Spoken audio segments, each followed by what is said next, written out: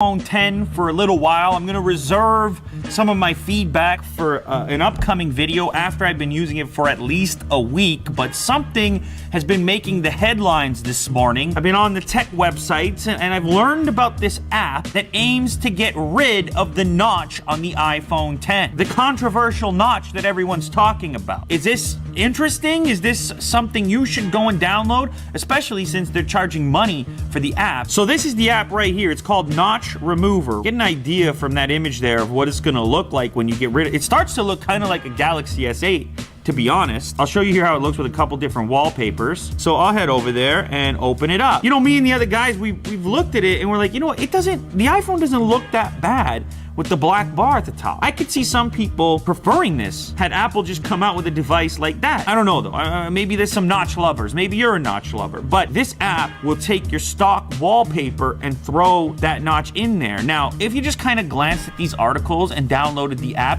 you might have thought that the notch was gonna be gone everywhere, but they've just used a kind of weird little hack here to remove the notch from the phone by attaching it to a wallpaper. And also, just in general, the app's kind of not that good. Like, I'm looking at this, I'm like, okay, that looks good, save. And then what did it do? It saved it. Where did it save it? What it's actually doing is saving it to the camera roll. You can select any image. What you can't do is you can't go to your wallpapers, download the wallpaper separately. But anyways, if I go ahead and just select one of these images here and then hit save, it now takes this stock iPhone 10 background, essentially removes the notch. But of course, what it's really doing is filling in the notch. It's creating this black outline on each side of the notch. That's what your stock setup looks like, notched out. If I go to my wallpapers here and select the newly created image from the app, you can scale it to right where you think it fits in, kind of somewhere around there. Then I'm gonna set to both. And when I get back out, look at that, the notch is dead. Kaboom. Okay, so this is you're happy, the notch is gone, it's what you've always wanted, and you think you're off to the races, you think you just bought the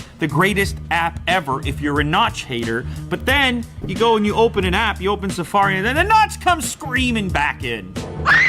This app is really, it's kind of strange. It's strange in the sense that it only does the thing it claims to do from within your main phone area here, which is, I don't know how frequent you're there. The surprising part here is the fact that this app even exists, because in Apple's developer terms for the App Store, you're not supposed to have an app like this that attempts to hide the notch. But anything like this is supposed to be blocked, and somehow this thing made it through. One cool aspect though is it kind of does a good job of displaying how great OLED displays are. If I hold this up to Jack over here, it's hard to distinguish where the screen starts and ends and the notch actually is, just by filling in the display with black. Look at that. But the question is really for you guys. What do you think? When you see an iPhone like this, notch-free, even though it's not permanently notch-free, but instead just on the background here, do you kind of wish that Apple made this device?